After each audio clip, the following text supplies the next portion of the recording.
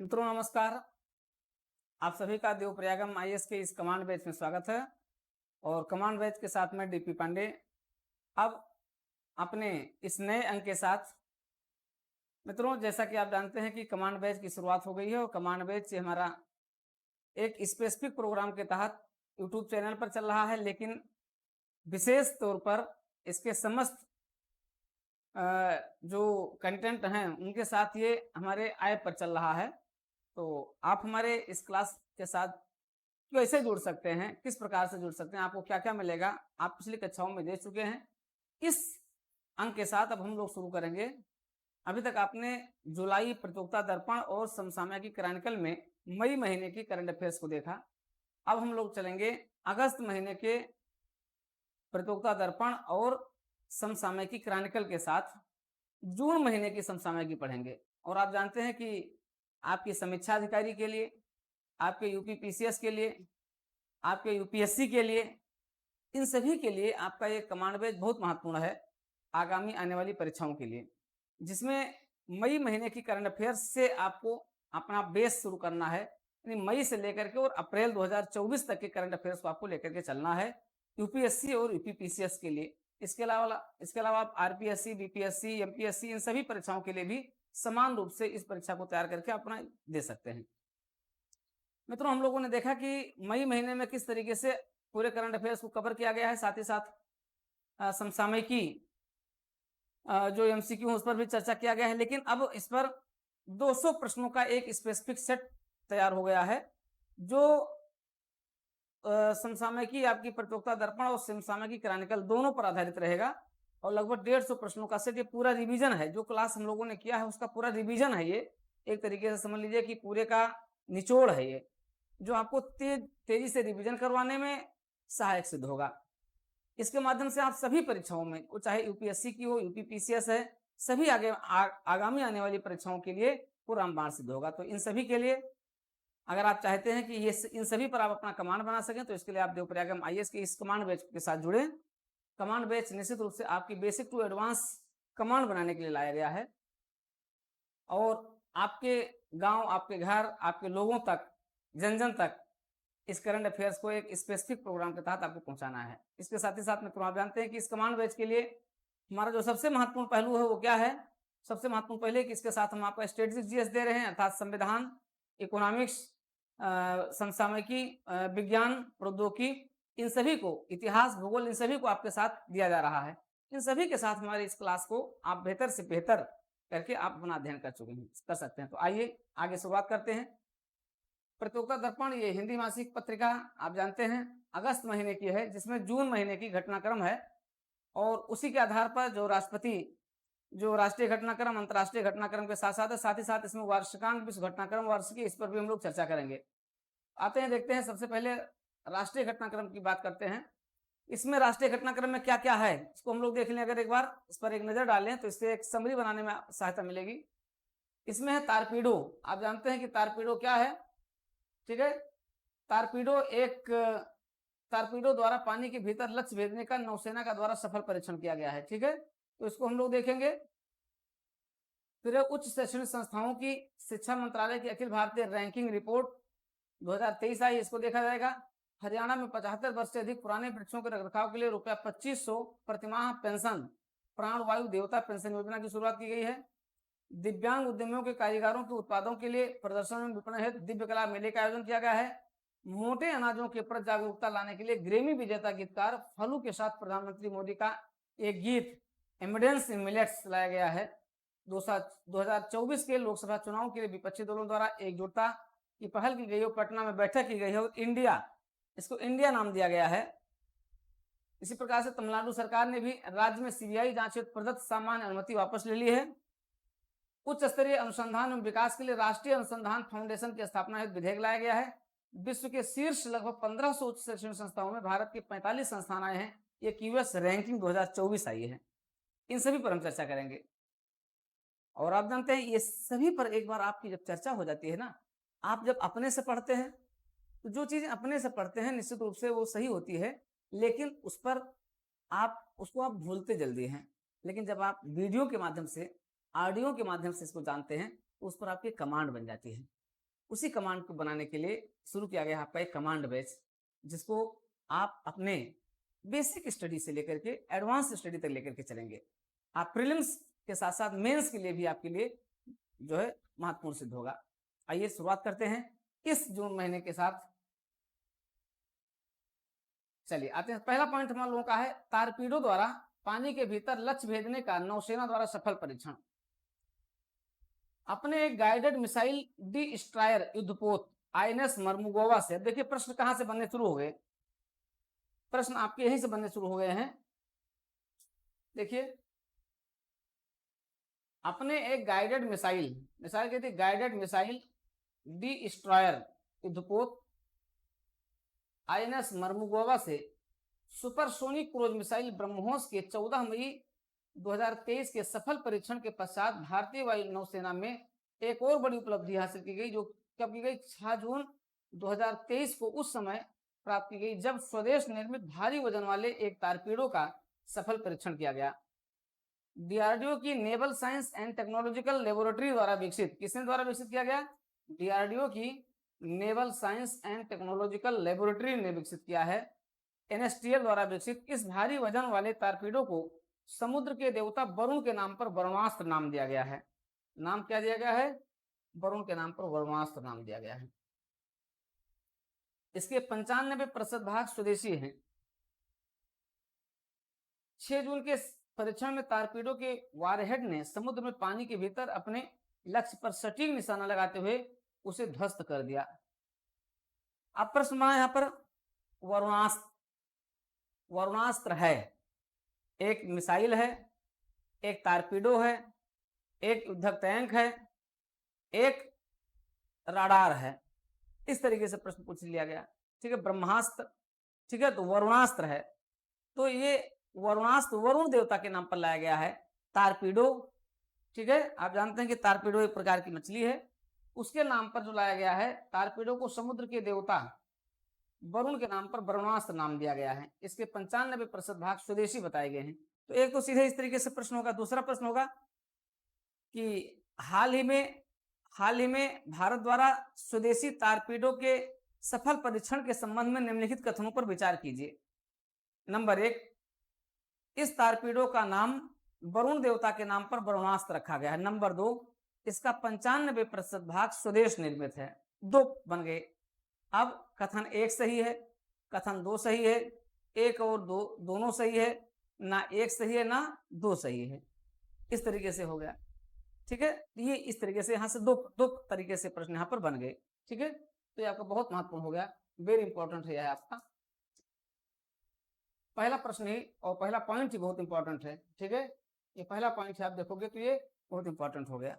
ठीक है मित्रों, तो टारपीडो जिसका नाम वरुणास्त्र है, उस टारपीडो द्वारा पानी के भीतर लक्ष्य भेजने का नौसेना द्वारा सफल परीक्षण किया गया है। और अब इसको आप भूलेंगे नहीं, क्यों, क्योंकि आप डीपी पांडे के साथ, देवप्रयागम के साथ देख रहे हैं और जारी किए हुए अपना बैच का नाम है आपका कमांड बैच। मित्रों ये कमांड बैच आपको DPIS यूट्यूब चैनल पर मिल रहा है, और इस कमांड बैच का संपूर्ण कंटेंट और सब कुछ आपको मिल रहा है हमारे पेड कार्यक्रम में।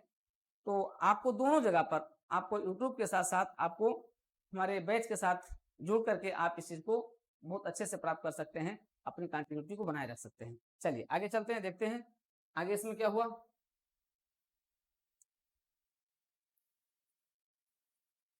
पानी के भीतर टारपीडो के सटीक निशाना लगाने को उसके लिए मील का पत्थर नौसेना ने करार दिया है। नौसेना के एक प्रवक्ता के अनुसार युद्धपोत से लॉन्च किए जा सकने वाले इस वर्जन को 2016 में नौसेना में शामिल किया जा चुका है। 1.5 टन वजनी इस 1.5 टन वजनी व लगभग 8 मीटर लंबे वरुणास्त्र की रेंज 40 किलोमीटर तक हो सकती है। यह अधिकतम 600 मीटर की गहराई तक 400 नॉट्स यानी 74 किलोमीटर प्रति घंटा की स्पीड से लक्ष्य को निशाना बना सकता है। ठीक है, तो यहाँ से अगर आप देखोगे तो ये टॉपिक आपका यहाँ से क्वेश्चन वाइज हो गया, मतलब वहां तो प्रश्न था ही, यहाँ से यहाँ से फिर इसमें प्रश्न आ गया। ठीक है, 1.5 टन वजन कितना है इसका, 1.5 टन वजनी, और लंबाई क्या है, 8 मीटर लंबे वरुणास्त्र की रेंज 40 किलोमीटर तक हो सकती है। यह अधिकतम 600 मीटर की गहराई तक 40 नॉट्स 74 किलोमीटर प्रति घंटा की रफ्तार से अपने लक्ष्य को निशाना बना सकता है। ठीक है, ये हो गया,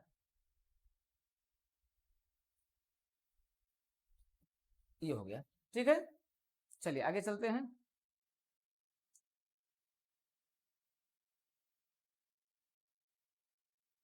ओडिशा में बालासोर में भीषण रेल दुर्घटना। ऐसी रेल दुर्घटना जो भारत के रेल दुर्घटना के इतिहास में सबसे अनोखी थी, जिसकी सीबीआई ने जांच किया, जिसकी एनआईए ने जांच किया, और अंततः करार दिया गया कि ये मानवीय किस तरीके से इसमें टेक्निकल और मानवीय भूल को लाया गया था। आइए देखते हैं।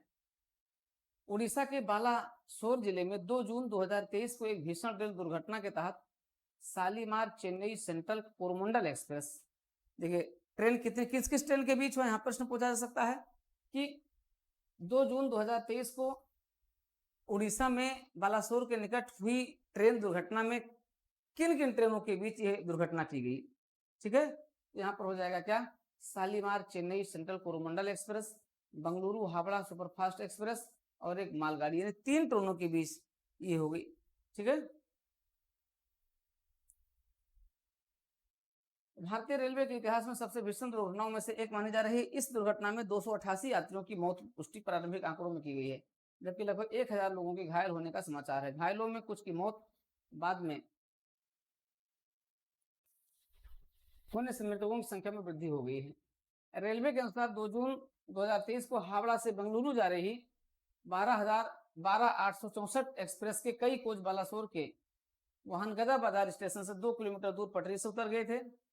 इसी दौरान 12,841 शालीमार चेन्नई कोरोमंडल एक्सप्रेस पर भी आ गई और दोनों के पलटे हुए डिब्बों से टकरा गई, जिससे कोरोमंडल एक्सप्रेस के भी कई कोच पटरी से उतर गए। बगल के ट्रैक से गुजर रही मालगाड़ी से टकरा गए। इस प्रकार एक साथ 3 रेलगाड़ियां इस दुर्घटना का शिकार बनी। रेलवे के अनुसार दुर्घटना के समय कोरोमंडल एक्सप्रेस की गति 128 किलोमीटर प्रति घंटा थी और बंगलुरु हावड़ा सुपरफास्ट की गति 116 किलोमीटर प्रति घंटा थी। रेलवे के प्रवक्ता के अनुसार दुर्घटना वाले मार्ग पर टक्कर रोधी प्रणाली कवच नहीं लगा था। प्रवक्ता के अनुसार कवच रेलगाड़ियों के आमने सामने आने की स्थिति से पहले ही अलर्ट जारी कर देता है तथा स्वतः ही ब्रेक भी लगा देता है। दुर्घटना से उत्पन्न स्थिति की समीक्षा के लिए प्रधानमंत्री नरेंद्र मोदी ने उच्च स्तरीय बैठक अगले दिन ही नई दिल्ली में आहूत की, जिसके पश्चात स्वयं भी दुर्घटना स्थल का दौरा उन्होंने किया। रेल मंत्री ने भी दुर्घटना स्थल का दौरा किया और कड़े शब्दों में इसकी निंदा की गई। दुर्घटना की जांच सीबीआई ने की। दुर्घटना में मारे गए लोगों को 2-2 लाख का मुआवजा दिया गया और केंद्र सरकार ने वही रेलवे द्वारा 10-10 लाख का मुआवजा दिया गया। ठीक है, पश्चिम बंगाल की सरकार ने मृतकों के परिजनों को भी सरकारी नौकरी देने की घोषणा की। तो ये कई चीजें रही। प्रश्न उठता है, रेल दुर्घटनाएं इतना हो रही हैं, भारत सरकार द्वारा रेल मंत्रालय द्वारा बहुत पहले से, मतलब कई साल पहले से टक्कर रोधी उपकरण लगाने की शुरुआत की थी। कवच, कई रेलगाड़ियों में आपने देखा होगा सामने ही जब आप देखते हैं तो उसमें लिखा रहता है टक्कर रोधी उपकरण कवच। तो आखिर लोगों की जान प्यारी है या जो है ये उपकरण प्यारा है? भले वो महंगा हो रहा है, लेकिन आप अगर ट्रेन बना रहे हैं तो ज्यादा ट्रेन चलाने के बजाय आप जितनी ट्रेनें चला रहे हैं उनको आप क्या करें, सुरक्षित यात्रा को सुनिश्चित करें। तो इसके माध्यम से इसको बेहतरीन किया जा सकता है। तो इस पॉइंट ऑफ व्यू से आप देख सकते हैं, यहाँ एग्जामिनेशन पॉइंट ऑफ व्यू से देख सकते हैं यहाँ का क्या हो सकता है। यहाँ एक तो टक्कर विरोधी उपकरण कवच के बारे में प्रश्न पूछा जा सकता है। ठीक है, और फिर किन किन ट्रेनों के बीच टकराव हुआ, किस स्थान पर हुआ, ये पूछा जा सकता है। ठीक है, बालासोर के निकट ये सारी दुर्घटना हुई वो पूछा जा सकता है। ठीक है, तो तीन तरीके से प्रश्न यहाँ पर बन सकते हैं।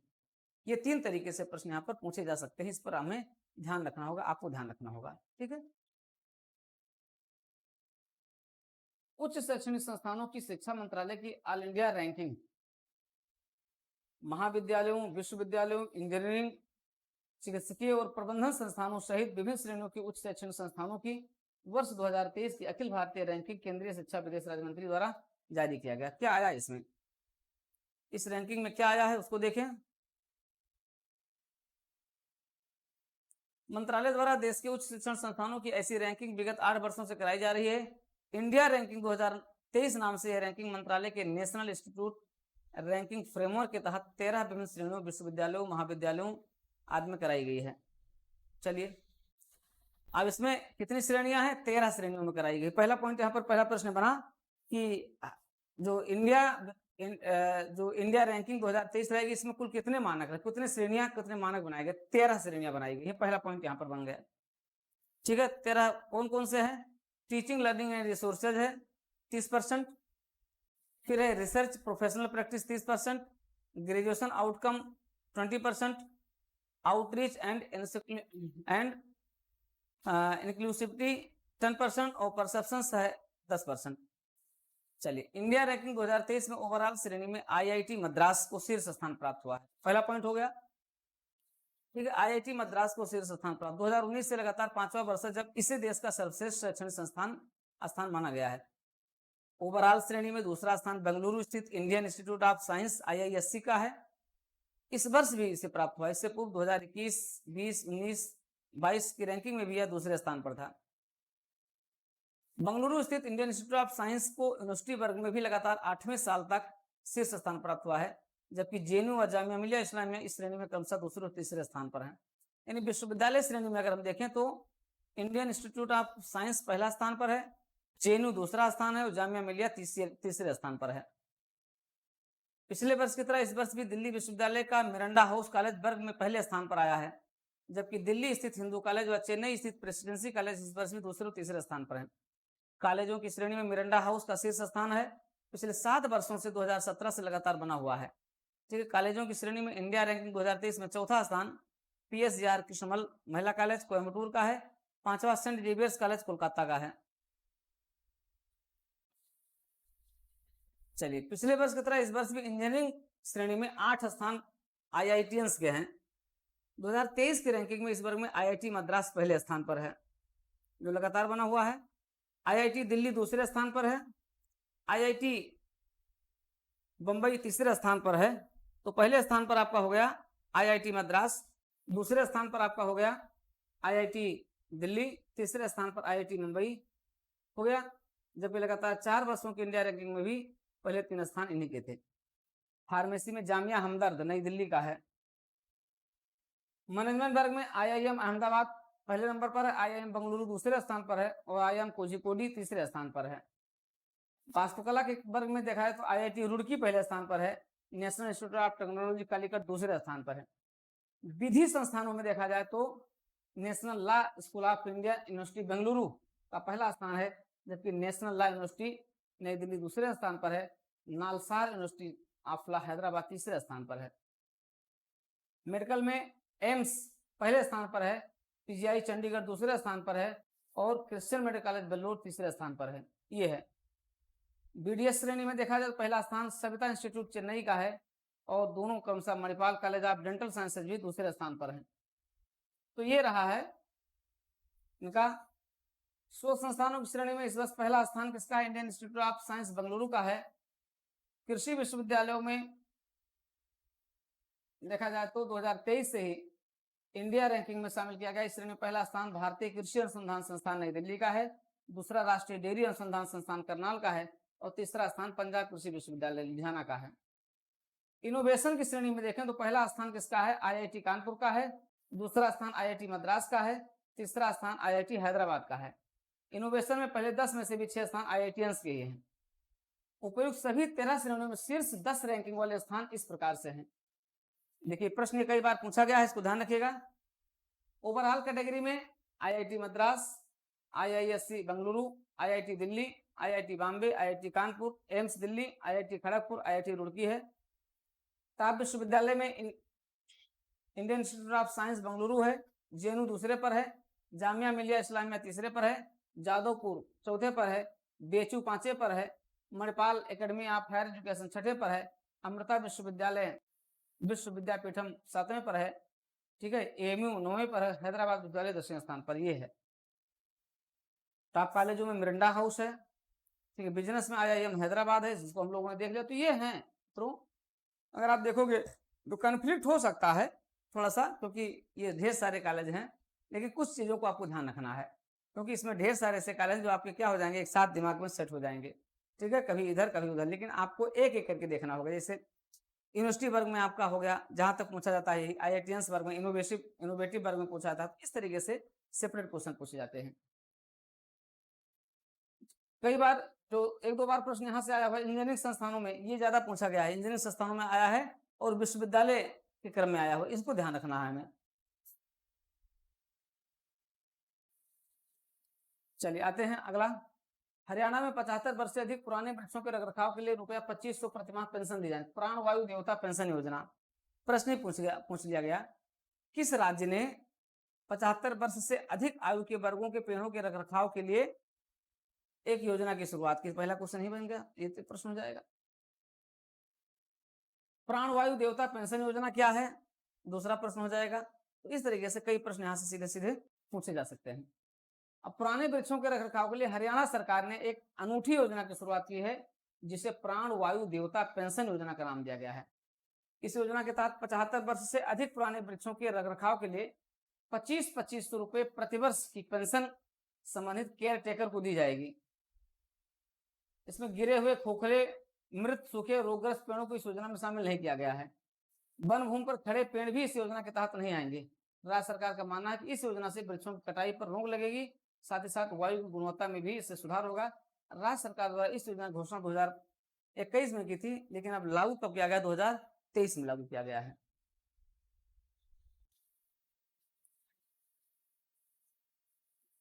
दिव्यांग उद्यमियों, कारीगरों के उत्पादन के लिए प्रदर्शन विपणन हेतु दिव्य कला मेला। दिव्यांग उद्यमियों और कारीगरों के उत्पादन एवं उनके शिल्प कला को प्रदर्शित करने के लिए देश के प्रमुख शहरों में दिव्य कला मेले का आयोजन किया जाएगा। ठीक है, दिव्य कला मेला का संबंध किससे है? प्रश्न पूछा जाएगा, दिव्य कला मेले का संबंध किससे है? दिव्यांग उद्यमियों, कारीगरों के उत्पादन एवं शिल्प कला के प्रदर्शन से है। ठीक है, इस योजना का आयोजन कहाँ किया गया? केंद्र सरकार के सामाजिक न्याय एवं अधिकारिता मंत्रालय के दिव्यांग जन सशक्तिकरण विभाग द्वारा किया गया। जम्मू कश्मीर एवं उत्तर पूर्वी राज्यों से देश के विभिन्न भागों के हस्तकला, हथकरघा व कसीदाकारी कार्यों के अतिरिक्त इन क्षेत्रों में डिब्बाबंद खाद्य पदार्थों का प्रदर्शन एवं विपणन इन मेलों में किया जाता है। दिसंबर 2022 से शुरू की गई इस श्रृंखला के तहत 6 दिव्य कला मेलों का आयोजन जून 2023 तक किया गया है। अब ये नहीं पूछा जाएगा, केवल इसमें यही पूछा जा सकता है किस मंत्रालय द्वारा किया जा रहा है और ये मेला किस प्रकार का मेला है, क्या होता है इस मेले में। ये दो प्रश्न यहाँ से, दो तरीके से प्रश्न यहाँ बन सकते हैं। या पूछा जा दिव्य कला मेले के संबंध में निम्नलिखित कथनों पर विचार कीजिए, उसमें 3-4 पॉइंट दे देंगे, आपको उसमें से एक छांटना होगा। ऐसे 5वें मेले का आयोजन 17 से 23 जून 2023 को इंदौर में किया गया।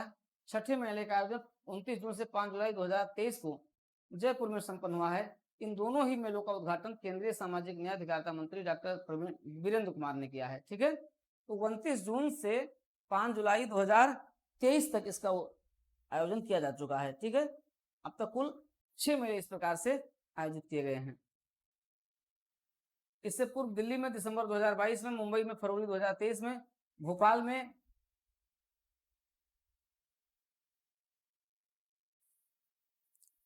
ठीक है, भोपाल में मार्च में इस प्रकार का आयोजन किया जा चुका है। ठीक है, आइए देखते हैं। गुवाहाटी में मई 2023 में दिव्य कला के मेलों का आयोजन किया जा चुका, गुवाहाटी में भी। चलिए आते हैं। मोटे अनाजों के प्रति जागरूकता लाने के लिए ग्रेमी विजेता गीतकार फालू के साथ प्रधानमंत्री मोदी का गीत, ठीक है, एम्बिडेंस इन मिलेट्स। भारत की पहल पर चालू वर्ष 2023 को संयुक्त राष्ट्र संघ ने अंतर्राष्ट्रीय मोटा अनाज वर्ष घोषित किया है। इस परिप्रेक्ष्य में मोटे अनाजों को प्रोत्साहन देने के लिए अनेक कदम भी सरकार द्वारा उठाए जा रहे हैं। मोटे अनाजों के लाभ जनता को जताने के लिए प्रधानमंत्री नरेंद्र मोदी ने स्वयं गीत की रचना की। बहुत बड़ी बात है, प्रधानमंत्री नरेंद्र मोदी द्वारा की गई महत्वपूर्ण पहल है ये।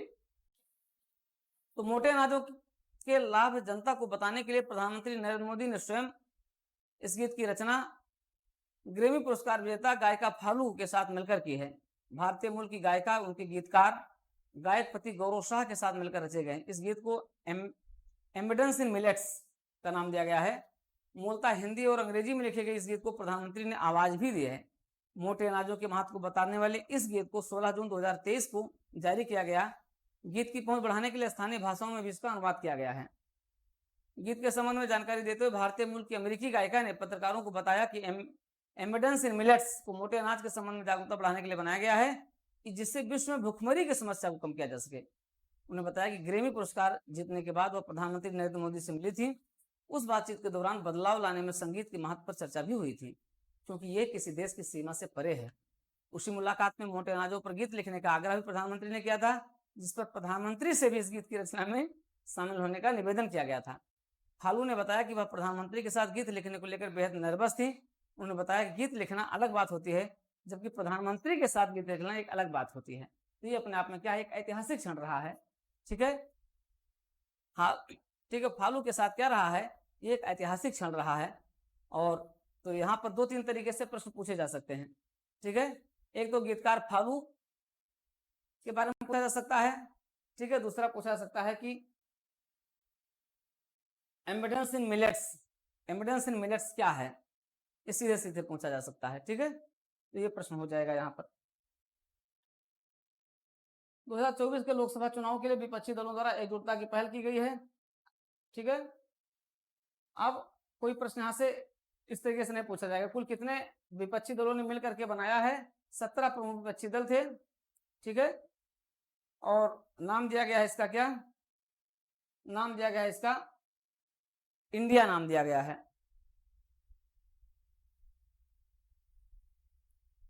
चलिए आगे, इसमें बहुत खास बात नहीं है। तमिलनाडु सरकार ने भी राज्य में सीबीआई जांच हेतु प्रदत्त सामान्य अनुमति वापस ले ली है।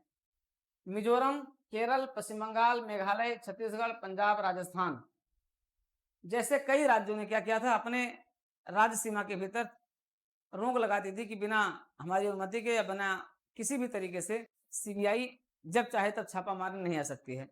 ठीक है, ये इस तरीके की रोक लगाई थी, लेकिन अब इन लोगों ने क्या किया, धीरे धीरे इसको वापस लेना शुरू कर दिया है। जहां सीबीआई को किसी जांच के लिए राज्य सरकार की पूर्व अनुमति लेनी होती है, राज्य में किसी मामले की जांच के लिए केंद्रीय अन्वेषण ब्यूरो सीबीआई को प्रदत्त सामान्य समिति वापस लेने की घोषणा तमिलनाडु की डीएमके सरकार ने 14 जून 2023 को राज्य के एक मंत्री बी सेंथिल बालाजी को धन शोधन के एक मामले में प्रवर्तन निदेशालय द्वारा गिरफ्तार किए जाने वाले दिन की है।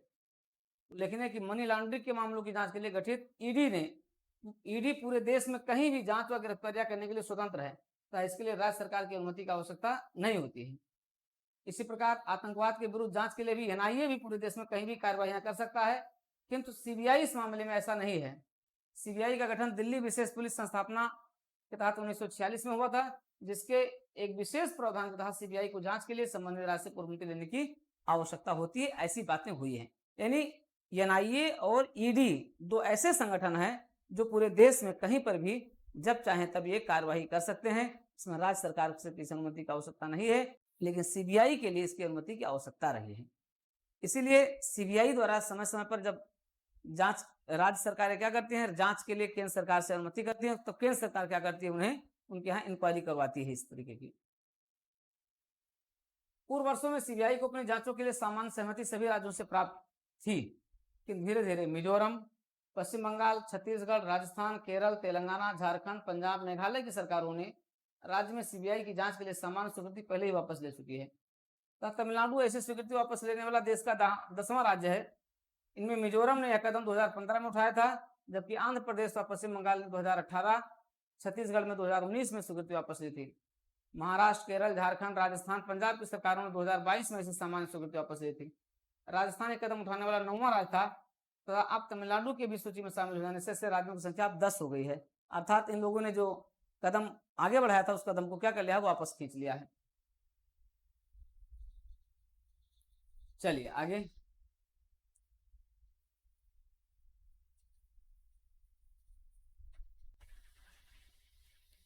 उच्च स्तरीय अनुसंधान विकास के लिए राष्ट्रीय अनुसंधान फाउंडेशन की स्थापना हेतु विधेयक देश भर के विश्वविद्यालयों, महाविद्यालयों, अनुसंधान संस्थानों तथा अनुसंधान विकास प्रयोगशालाओं में अनुसंधान और नवाचार को बढ़ावा देने के लिए अनुसंधान विकास का मार्ग प्रशस्त करने के उद्देश्य से राष्ट्रीय अनुसंधान संस्थान की स्थापना का सरकार का इरादा है। क्या है, राष्ट्रीय अनुसंधान संस्थान, नेशनल रिसर्च फाउंडेशन की स्थापना का सरकार का इरादा है। प्रश्न बन गया, यहाँ पर प्रश्न क्या बना, यूपीएससी में प्रश्न जो बनेगा, ठीक है, राष्ट्रीय अनुसंधान संस्थान है, ठीक है, या राष्ट्रीय अनुसंधान संस्थान के संबंध में निम्नलिखित कथनों पर विचार कीजिए, इस तरीके से पूछा जाएगा। और आप 4 विकल्प दे देंगे, उसमें से आपको छांटना होगा। विकल्प कहीं से भी कुछ दे सकते हैं, क्या दे सकते हैं, प्रधानमंत्री नरेंद्र मोदी की अध्यक्षता वाले मंत्रिमंडल ने की बैठक में इसके गठन को मंजूरी दी गई। ठीक है, अनुसंधान के क्षेत्र में देश के इस शीर्ष निकाय की अगले 5 वर्षों की अवधि होगी 23 से 28 तक, और रुपया 50,000 करोड़ इसमें खर्च किया जाएगा, जिसमें 14,000 करोड़ सरकार उपलब्ध कराएगी, शेष 36,000 करोड़ उद्योगों से, सार्वजनिक उद्यमों से अनुदान के रूप में प्राप्त किया जाएगा। चलिए, बहुत इंपॉर्टेंट चीज है। केंद्रीय मंत्रिमंडल की विज्ञप्ति के अनुसार विज्ञान एवं प्रौद्योगिकी विभाग एनआरएफ का प्रशासनिक विभाग होगा, जो कि एक गवर्निंग बोर्ड द्वारा शासित होगा। तो किस मंत्रालय के अधीन होगा, यहां से प्रश्न हो गया। ये शोध अनुसंधान आयोग जो है किसके अधीन होगा, ये होगा विज्ञान एवं प्रौद्योगिकी विभाग के अंतर्गत रहेगा। उसका एक प्रशासनिक विभाग होगा जो एक गवर्निंग बॉडी द्वारा संचालित होगा। इस बोर्ड में विभिन्न विषयों से संबंधित प्रख्यात शोधकर्ता और पेशेवर शामिल होंगे। एनआरएफ का दायरा काफी व्यापक होने के कारण सभी मंत्रालयों को प्रभावित कर प्रधानमंत्री स्वयं एनआरएफ की गवर्निंग बॉडी के पदेन अध्यक्ष होंगे। बहुत इंपॉर्टेंट हो गया। ठीक है, एनआरएफ के अध्यक्ष कौन होंगे, पदेन अध्यक्ष कौन होंगे, स्वयं प्रधानमंत्री होंगे। केंद्रीय विज्ञान प्रौद्योगिकी मंत्रालय तथा केंद्रीय शिक्षा मंत्री पदेन उपाध्यक्ष होंगे। एनआरएफ का कामकाज भारत सरकार के प्रधान वैज्ञानिक सलाहकार की अध्यक्षता में एक कार्यकारी परिषद द्वारा प्रशासित हो। बहुत इंपॉर्टेंट है, 100% क्वेश्चन यहाँ से यूपीएससी, यूपीपीसीएस, आरओ किसी भी परीक्षा में पूछा जा सकता है। आपको इस पॉइंट को ध्यान रखना होगा। आगे हम एमसीक्यू में इस पर देखेंगे भी। जो हमारा जो एमसीक्यू है 200 प्रश्नों का सेट, उसमें भी इस पर हम कई तरीके से प्रश्न बनाकर आपको देंगे।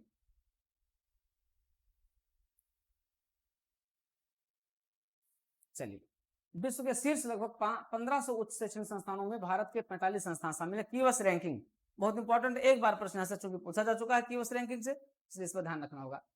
विश्व भर के उच्च शैक्षणिक संस्थानों के निष्पादन के आधार पर उनकी रैंकिंग का निर्धारण लंदन स्थित कीवर्स, ठीक है, क्वाक्वारेली साइमंड्स एजेंसी द्वारा प्रतिबद्ध किया जाता है।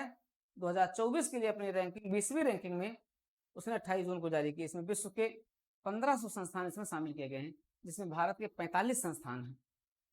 विश्व के 1500 संस्थानों में से भारत के 45 संस्थानों को इसमें स्थान दिया गया है।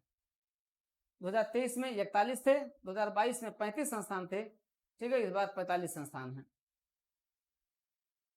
भारत के 4 विश्वविद्यालय पहली बार ही कीवर्स वर्षन के भी शामिल हो सके हैं। University of petroleum and energy studies, Chitkara university, Guru Govind Singh Indraprastha university व इंडियन स्टैटिस्टिकल इंस्टीट्यूट इसमें शामिल है। विश्व के शीर्ष 200 संस्थानों में इस वर्ष भारत के 2 विश्वविद्यालय ही स्थान पा सके हैं, जबकि पिछले वर्ष 200 में शामिल भारतीय विश्वविद्यालयों की संख्या 3 थी। 2024 की कीवर्स रैंकिंग में शीर्ष 200 विश्वविद्यालयों में स्थान पाने वाले भारत के 2 संस्थान है। आईआईटी बॉम्बे है, 149वां स्थान है। आईआईटी दिल्ली को 197वां स्थान प्राप्त हुआ है। पिछले वर्ष 155वें स्थान पर इंडियन इंस्टीट्यूट ऑफ साइंस इस वर्ष रैंकिंग में 225वें स्थान पर है।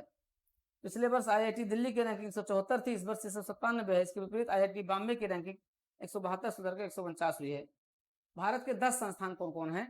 IIT Kharagpur, IIT Kanpur, IIT Madras, IIT Guwahati, IIT Roorkee, Delhi university, Anna university, IIT Indore और 2024 की कीवर्स रैंकिंग में शामिल भारत के सभी 45 विश्वविद्यालयों की रैंकिंग तालिका में दर्शाई गई। ठीक है, ये रहे हैं निजी विश्वविद्यालयों में चंडीगढ़ यूनिवर्सिटी की, ठीक है, भारत के निजी विश्वविद्यालयों में सर्वोच्च रैंक इसकी है, चंडीगढ़ यूनिवर्सिटी की है। इस वर्ष कीवर्स की 20वीं रैंकिंग में भारत के 45 विश्वविद्यालय। अब यहाँ से प्रश्न पूछा जाएगा। देखिए, प्रश्न जो है यहाँ से इस तरीके से बन सकते हैं, कई तरीके से बन सकते हैं, लेकिन ये प्रश्न यहाँ से बहुत इंपॉर्टेंट हो गया आपका।